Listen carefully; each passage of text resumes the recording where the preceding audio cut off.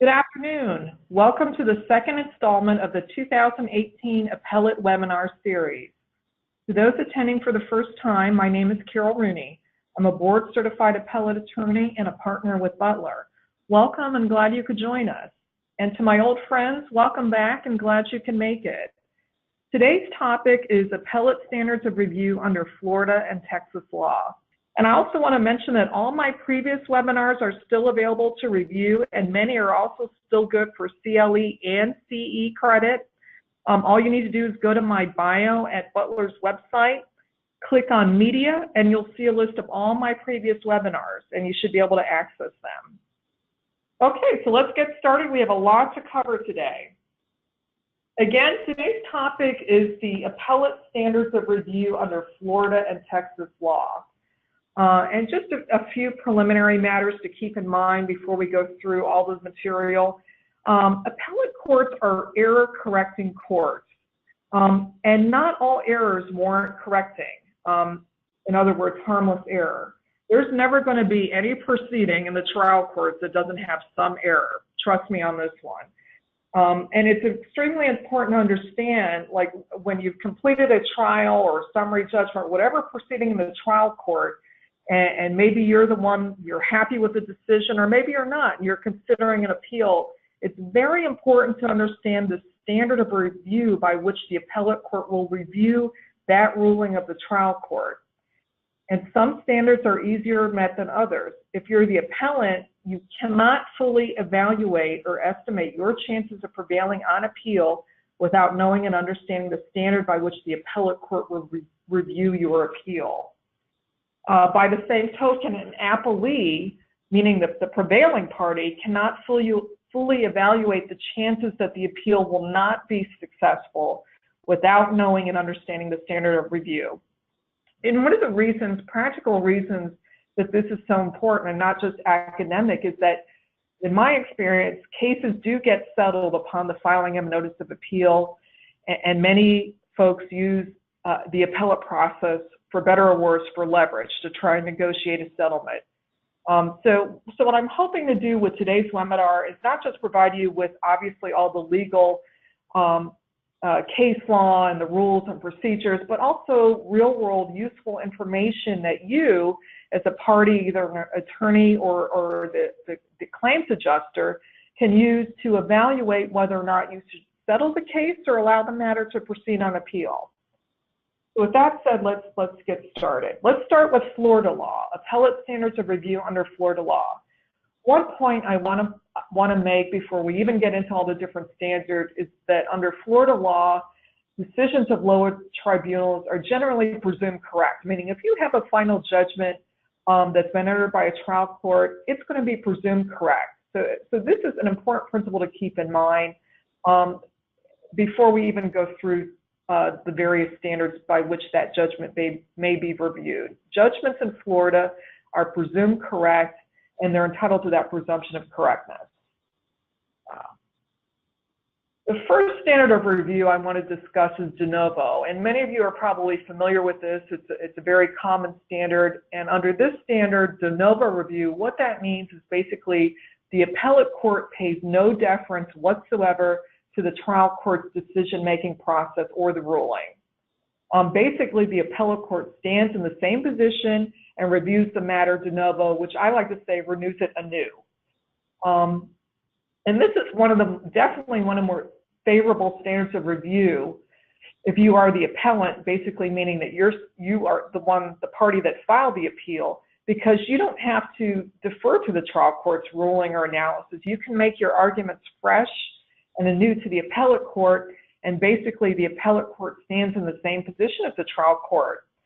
And typical scenarios in which you're going to see this standard applied in Florida include summary judgment, dismissal of a complaint, interpreting a contract or any other kind of legal document, analyzing a statute.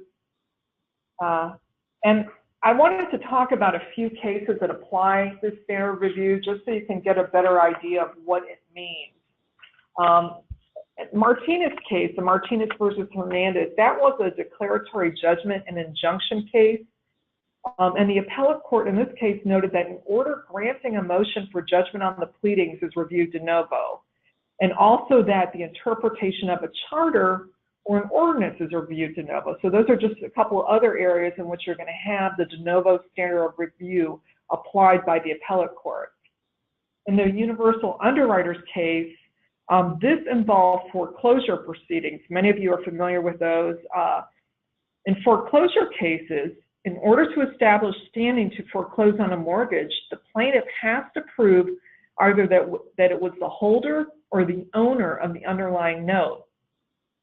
Now, if the underlying note was lost, and this happens all too often as we've seen, the plaintiff may submit evidence that it was entitled to enforce the note when it was lost. Now, the appellate court will review whether the plaintiff had standing to bring the action, the foreclosure action, on a de novo basis, but it will review the evidentiary issues on a sufficiency of the evidence basis. And I highlight this case because in many cases, this is one good example, there will be more than one standard of review that will apply to your case.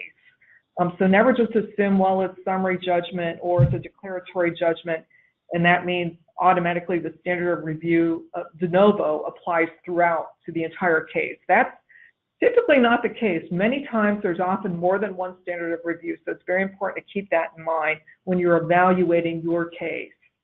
The Lohman case, now this involves disqualification of a judge, and in determining whether a motion to disqualify a judge is legally sufficient, the appellate court reviews the allegations of the motion under the de novo standard. So that's another scenario in which the de novo standard of review will apply. Abuse of discretion. This is another very, very common standard of review that's applied in Florida appellate courts. What does this mean? Well, under this standard, unlike de novo, the appellate court will not reverse a trial court's ruling unless the trial court abused its discretion. And what this means is that typically you're going to be dealing with rulings made by the trial court that involve factual or evidentiary findings. And the trial court has wide discretion to make these kind of determinations because the trial court is the one actually hearing and seeing the evidence. And so many of these cases that discuss this standard of review note that an appellate court is not going to second guess the trial court's decision-making process when it comes to factual or evidentiary findings. So if you are the party who's unhappy with the ruling and filing an appeal, this is not the best standard of review for you because the appellate court's going to pay deference to the trial court's ruling. So this is a much tougher standard of review for the appellant and a favorable standard of review for the appellee, generally speaking. A really good case, one that's frequently cited, and it's basically, you know, the case when it comes to what does it mean in terms of abuse of discretion, is this Canacris versus Canacris. And basically, this is where the Florida Supreme Court explains what it means when it says that the trial court did in fact abuse its discretion. In reviewing a true discretionary act, the appellate court must fully recognize the superior vantage point of the trial judge and should apply the reasonableness test to determine whether the trial judge abused his or her discretion. If reasonable men could differ as to the propriety of the action taken by the trial court, then the action is not unreasonable and there can be no finding of an abuse of discretion. The discretionary ruling of the trial judge should be disturbed only when his discretion fails to satisfy this test of reasonableness. So basically, as you can see, reasonableness is really the key factor here in applying the abuse of discretion standard. If reasonable minds could differ as to the trial court's actions, then there is no abuse of discretion. There's many, many different scenarios in which the abuse of discretion standard will apply. Just to give you an idea of some of them, orders granting or denying motions for a new trial based on improper argument, evidentiary rulings or juror misconduct, orders regarding attorney's fees and costs, orders regarding jury instructions, orders regarding discovery, sanctions, continuances. Now, again, as I mentioned earlier, sometimes there will be more than one standard of review applied. So especially the top one, which is denying motions for a new trial based on improper argument, evidentiary rulings, or jury misconduct. Those are evidentiary-based rulings.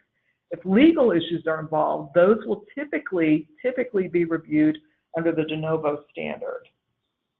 A few recent cases applying the abuse of discretion standard. The Philip Morris case.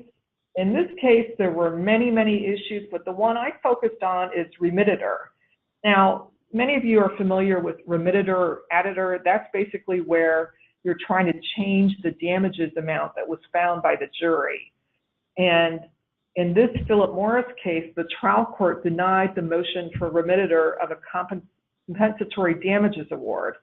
And the appellate court reviews these motions under an abuse of discretion standard. And again, that's because damages are one of those issues that are inherently difficult to measure, and the appellate court is going to grant great deference to the trial court as the court that actually hears and considers the evidence.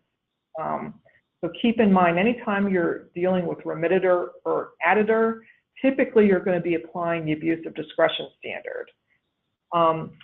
The Harrison versus Gregory case, this was a car accident case, and this case involved evidentiary rulings regarding whether or not a witness statements were admissible. And again, those are reviewed under the abuse of discretion standard because you're dealing with rulings pertaining to evidence. The Stokes versus Wynn case, this was regarding a jury instruction. And as I mentioned earlier, a trial court's decision whether to give a particular jury instruction is reviewed under the abuse of discretion standard. Now, under that standard, the party defending the jury instruction on appeal must show that the requested instruction accurately stated the applicable law, the facts supported giving the instruction, and the instruction was necessary in order to allow the jury to properly resolve all the issues in the case. So when you're dealing with jury instructions and errors, alleged errors, the Stokes case is a good case to keep in mind. Clearly erroneous. Now, this standard is not applied very often. I would say it's probably more rarely applied in Florida. And this applies when the trial court's conclusion derives from undisputed or unrebutted evidence. So you're dealing with evidentiary issues, but it's basically undisputed evidence. And so the way the Florida Supreme Court has explained this standard is basically when the evidence is unrebutted or undisputed, the appellate court's in the same position as the trial court. So the appellate court will review the clearly erroneous standard. Now, this standard, I would argue, is probably more favorable to somebody challenging the matter on appeal because it's closer to the de novo standard as opposed to the abuse of discretion standard. And a recent case applying the standard is Chubb versus UT, and that's a 50 CA case. In that case, actually, I handled this case on appeal. It's an interesting case, and in this case, there was testimony at trial that was basically unrebutted, meaning that there was no disputed issue of fact or there was no basis for the trial court's ruling. So the appellate court reviewed the evidence under the clearly erroneous standard, and we actually prevailed on appeal in this case. The Tipsy-Coachman doctrine. This is, many of you are probably familiar with this doctrine. It essentially refers to a trial court being right for the wrong reason.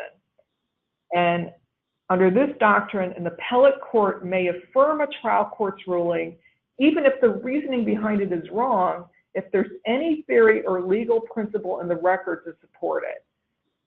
Now, keep in mind the doctrine may be used to affirm a trial court's ruling but not reverse it.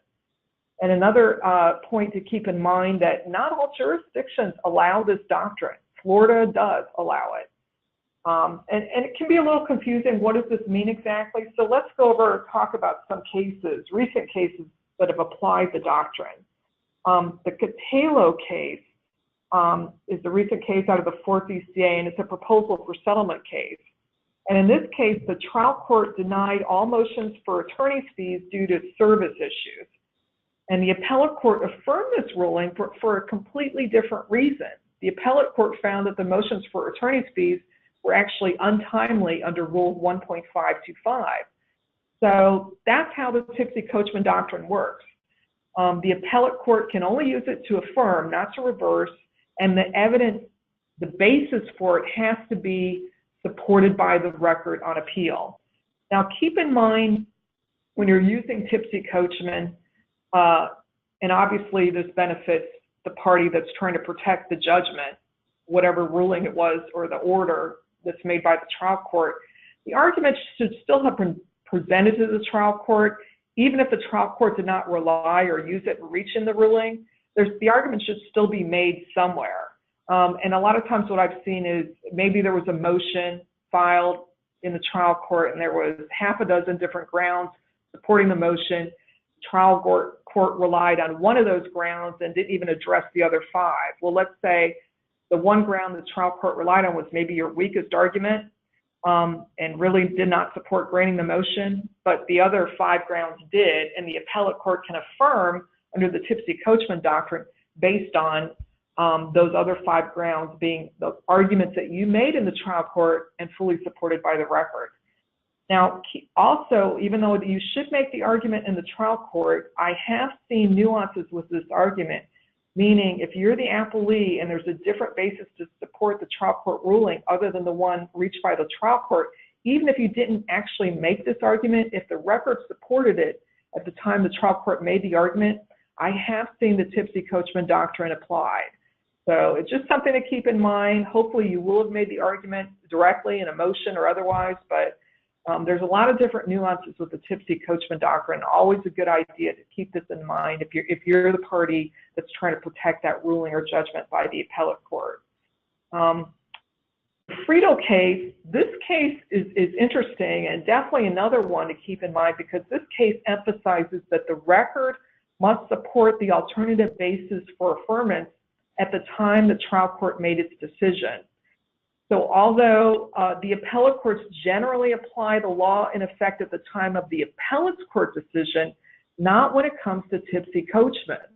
So this is one of those important nuances with the Tipsy Coachman doctrine, is that even though the trial court didn't make its ruling on the alternative basis that you're arguing to say the judgment should be affirmed, that basis had to exist at the trial court at the time the trial court made its ruling. So many interesting issues with Tipsy Coachman. I could have a whole webinar just on this doctrine, but definitely one to keep in mind anytime you're dealing with appellate issues. Fundamental error. This is one of those tricky concepts. What exactly is fundamental error? And Florida courts have struggled with this, and what does it mean? But generally, the whole reason we even have fundamental error is because, as I've discussed, generally a party cannot raise an issue or argument for the first time on appeal.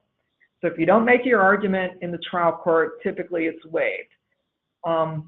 Now, this is because appellate courts are error-correcting courts. So if the matter was never presented to the trial court, you can't really argue that the trial court erred.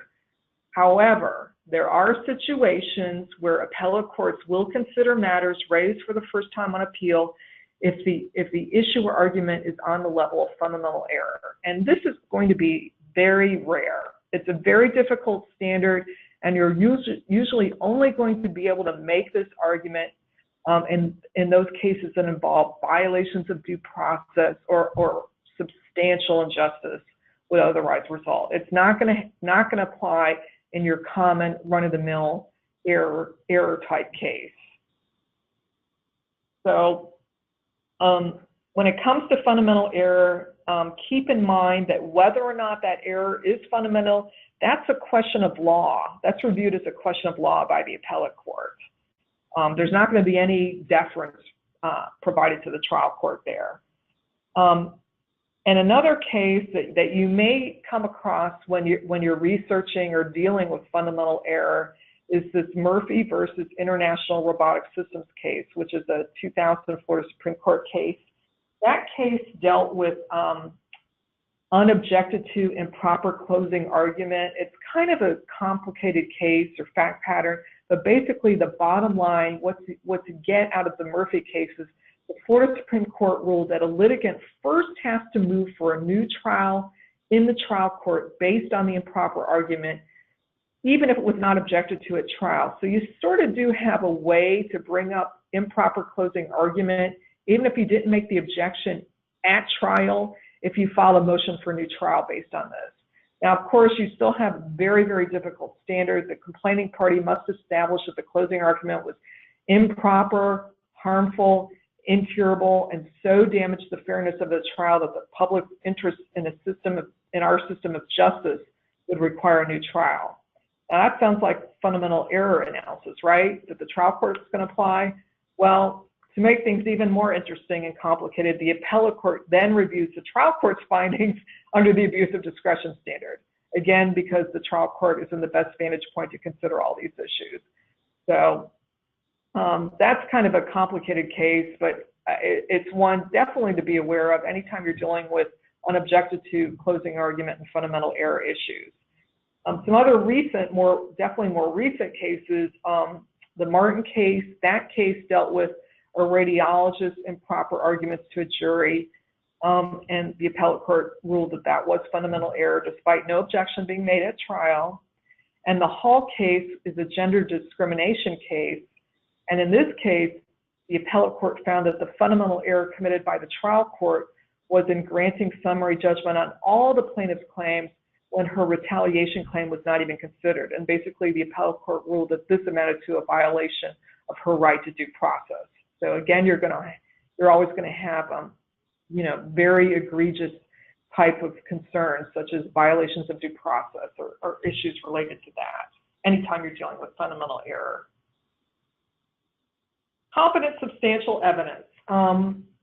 This basically is what it says. I mean, competent substantial evidence. The trial court's findings of fact are reviewed on appeal under the substantial competent evidence standard of review, meaning was there sufficient competent evidence for the trial court to make the findings that it did.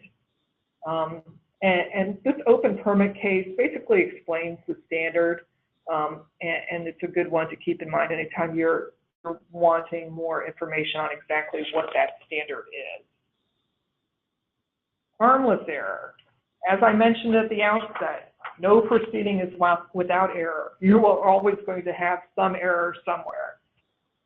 Now, the Florida legislature has codified the requirement that final judgments and rulings will not be reversed based on harmless error. What does this mean exactly? Well, the statute says, no judgment shall be set aside or reversed or a new trial granted by any court of the state in any cause, civil or criminal, on the ground of misdirection of the jury or improper admission or rejection of evidence or for error as to any matter, unless in the opinion of the court, it shall appear that the error complained of has resulted in a miscarriage of justice, and that this section should be liberally construed. Well, what does this mean exactly? To make things even more complicated, we have this case that many of you, I'm sure, are familiar with. It came out a few years ago, Florida Supreme Court's decision in Special versus West Boca. And this is really the leading case now in Florida, applying and defining the harmless error standard for civil appeals in Florida. And in Special, the court defined the standard as follows. To test for harmless error, the beneficiary of the error has the burden to prove that the error complained of did not contribute to the verdict. Alternatively stated, the beneficiary of the error must prove that there is no reasonable probability that the error contributed to the verdict. And the court noted that the test was consistent with the standard set forth in the statute that I just read to you. This is a pretty tough standard. I mean, basically the court, for the beneficiary of the error, to prove that the error is not harmless. And the court explained that the reasoning behind this standard is that it discourages efforts to introduce error into the proceedings, meaning that, parties know that error happens and just, well, it's harmless, so it's not going to have any effect. There's still cases, a great way to read, especially whatever DCA you're in, is to key cite or shepherdize the special case and see what your DCA, whether it's the second, third, fourth, fifth DCA, what cases have come out since special that have applied this standard. Because I can tell you that some of the appellate courts are struggling with this, and there's still questions being raised about this standard. But harmless error, definitely something you have to keep in mind anytime you're dealing with civil appeals in Florida. You have to know and understand the special case. And if that alleged harmless error benefited you, you are going to have the burden on appeal to prove that it was harmless. All right, we finished with Florida. Let's move on now to appellate standards of review under Texas law. You're going to see as we go through this that many of the standards are very, very similar, but there are some key differences. Each jurisdiction is going to be different. You're always going to want to look when you're, no matter where you're practicing, make sure you understand what are the nuances as far as the appellate standards of review in your particular jurisdiction. So Texas actually has a rule of appellate procedure that sets forth the standard for reversible error in civil cases. And the bottom line is reversible error must be shown in Texas. And the standard for this, it says, no judgment may be reversed on appeal on the ground that the trial court made an error of law unless the Court of Appeals concludes that the error complained of, 1, probably caused the rendition of improper judgment, or probably prevented the appellant from properly presenting the case to the Court of Appeals. And also, the rule deals with situations where the error may only affect one part of the case. If the error affects part of, but not all, the matter in controversy, and that part is separable without unfairness to the parties, the judgment must be reversed and the new trial ordered only as to the part affected by the error.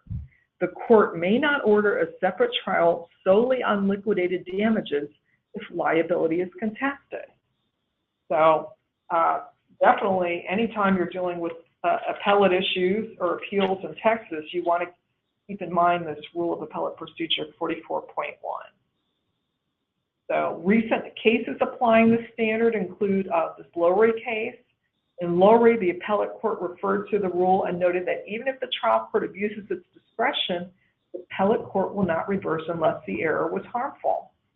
So again, the error must be harmful. Reversible error must be shown. In the Noterer case, and I'm not sure if I'm saying that correctly, that was a spoliation of evidence case. And if we deal with spoliation of evidence in Texas, you're definitely going to want to keep this in mind, this case in mind as well. A trial court's admission of spoliation evidence, as well as its submission of a spoliation instruction, are reviewed under an abuse of discretion standard. And in this case, the appellate court noted that a trial court abuses its discretion when its ruling on the admissibility of spoliation evidence is issued without reference to any guiding rules and principles. But at the same time, regardless, if the trial court abuses its discretion, the appellate court will reverse the judgment only if it probably caused the rendition of an improper judgment. So again, going back to the rule, that 44.1, that reversible or harmful error must be shown. So in this case, Noterer, the errors were harmless in the insured's lawsuit challenging an insurer's denial of coverage for flood damage, where there was abundant evidence to support the jury's verdict without the spoliation evidence. An interesting point to keep in mind is the probably language. Compare that to the no reasonable possibility language in the special decision of the Florida Supreme Court. Which do you think is more stringent? And I think you could argue that either way. I think the no reasonable possibility is the more stringent standard under the Florida Supreme Court, but the probably is pretty stringent as well. I mean, the bottom line is you have some tough standards here in Texas. So let's move on to de novo review under Texas law. I mean, basically, this is identical to Florida. And again, under this standard, the appellate court pays absolutely no deference to the trial court's decision-making or analysis, and instead reviews the matter anew.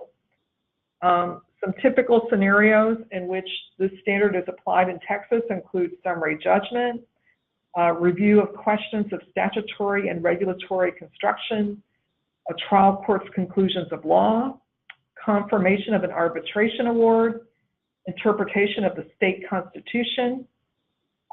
Interestingly, review of whether an expert's testimony is reliable, and venue and joinder issues, but with the caveat that there are certain exceptions and limitations to this. So not all venue and joinder issues, but certain of them are reviewed de novo. The recent cases applying the de novo standard of review.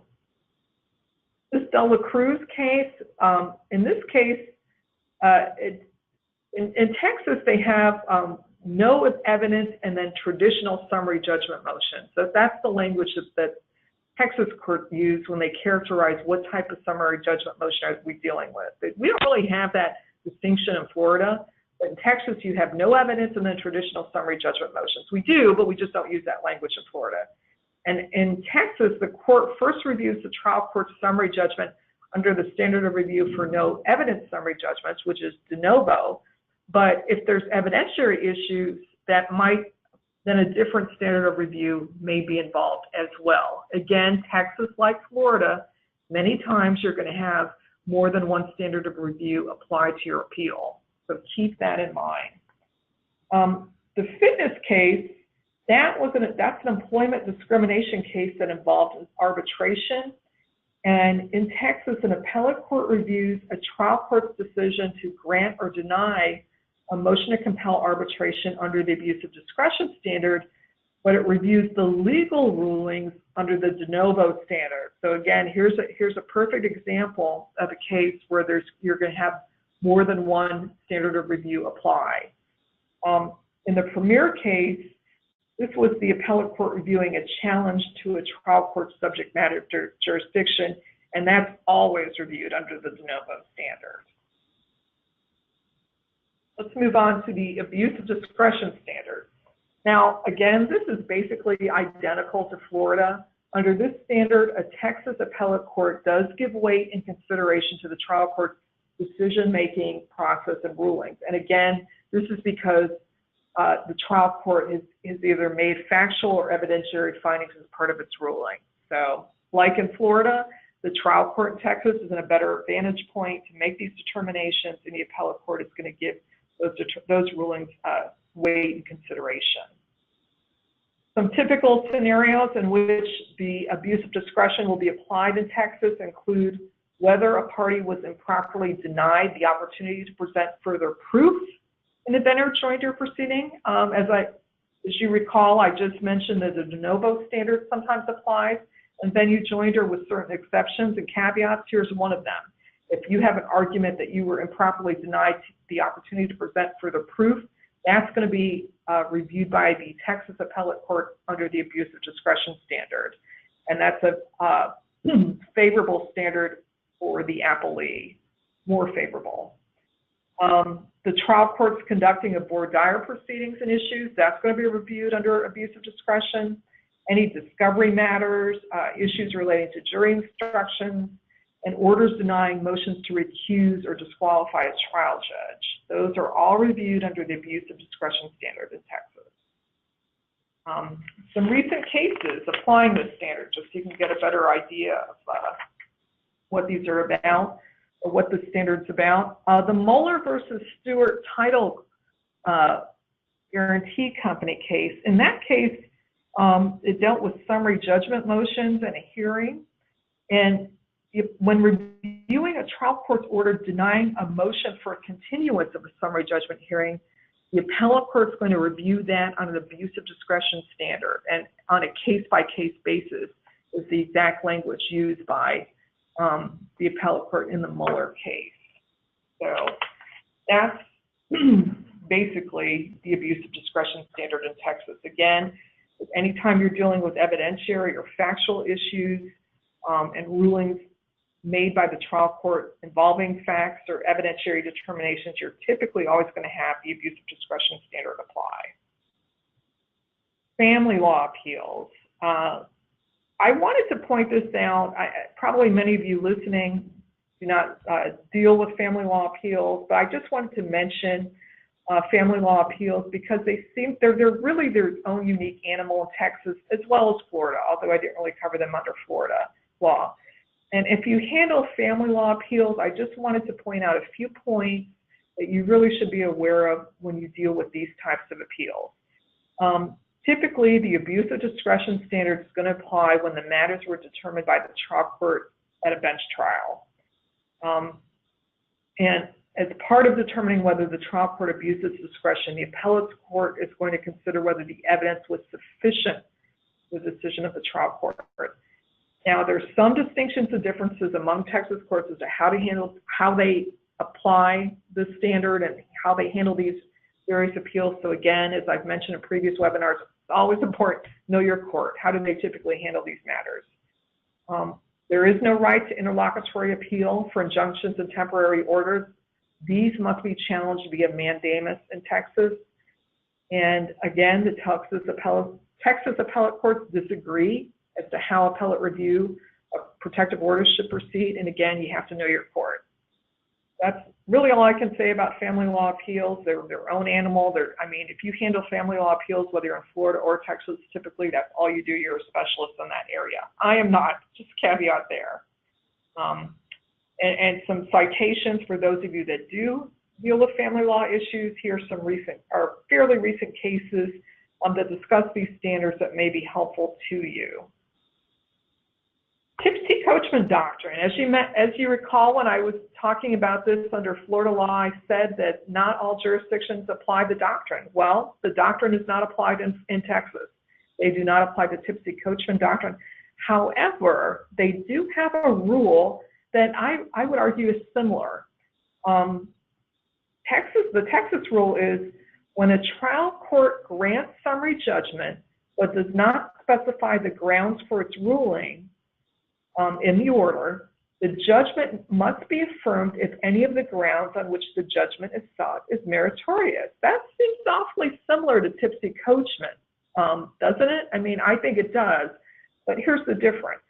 The difference between this standard and the tipsy coachman doctrine applied in Florida is that the grounds have to be actually specified in that summary judgment motion, and this only deals with summary judgment motions. When I was talking about tipsy coachman in Florida, that can be applied in a wide variety of cases, not just summary judgment. So here's the only similar rule that really exists in Texas, and it only applies to summary judgment, and that argument had to have been made in the summary judgment motion.